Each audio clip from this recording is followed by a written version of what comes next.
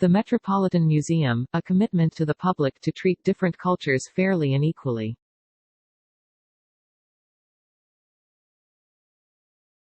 The Metropolitan Museum is a neoclassical museum in a style that often symbolizes Western government, authority and power. When the museum was established, it was accompanied by the worship of ancient Greek and Roman architecture in the society at that time. Marble and dome constituted a highly acclaimed building. In such buildings, cultures and artifacts from all over the world are displayed and housed, quietly displayed with the value assigned. According to the Evening Post, the building is rated as one of the finest in the world, and the only public building in recent years which approaches in dignity and grandeur the museums of the Old World. After a long period of development, the museum has established its own knowledge system. Classification rules and value evaluation standards are formed according to Western science. Of all the categories, it is most reasonable to have one in the Met.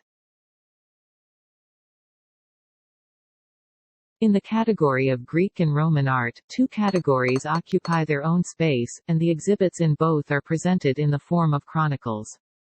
In the Greek exhibition area, viewers can walk in a certain order to experience the changes of Greek culture. The audience experience can be designed. The museum arranges the corresponding spatial guidance in the exhibition hall, so that the audience can be instilled with specific knowledge to a certain extent. In a sense, the knowledge and aesthetic standards known to the audience are what the museum wishes to spread. In order to better convince the audience that what they see is true, museums often need to selectively design their spaces.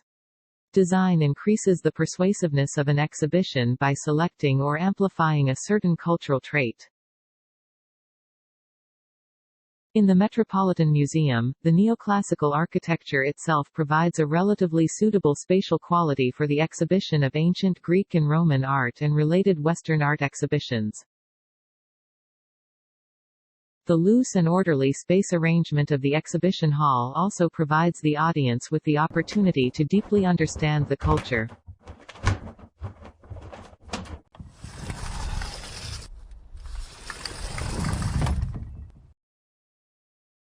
The text accompanying the exhibits is an important part of the museum's communication of knowledge to the audience. In addition to environmental design, the text involved in the exhibition is a more direct expression. For ancient Greek and ancient Roman culture, Western scholars have a huge knowledge base to describe the characteristics of exhibits and their cultural, social or story background.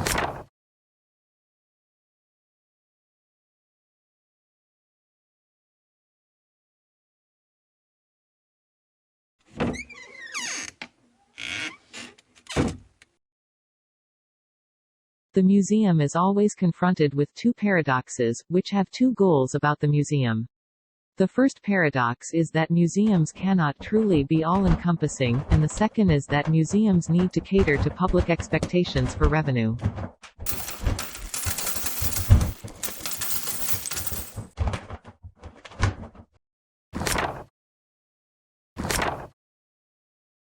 For the whole museum, European and American art occupies the main part, while other cultures belong to subcultures.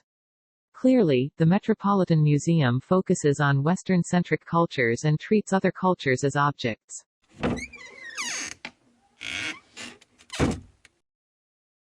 For the complex and numerous cultures of Africa, Oceania, and Asia, the Metropolitan Museum is more about the display and stacking of huge data, and simplifying the complexity for the needs of exhibitions.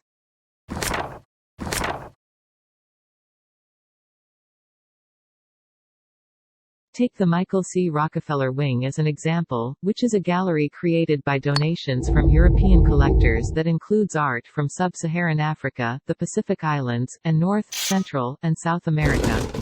More than 20 artifacts from different regions, cultures and periods were continuously stacked to form the current scale.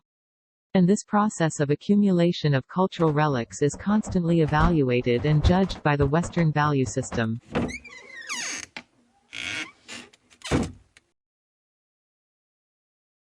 When we enter the Metropolitan Museum in the future, we should probably think about what we are seeing. Are we seeing reality or a Western vision of reality?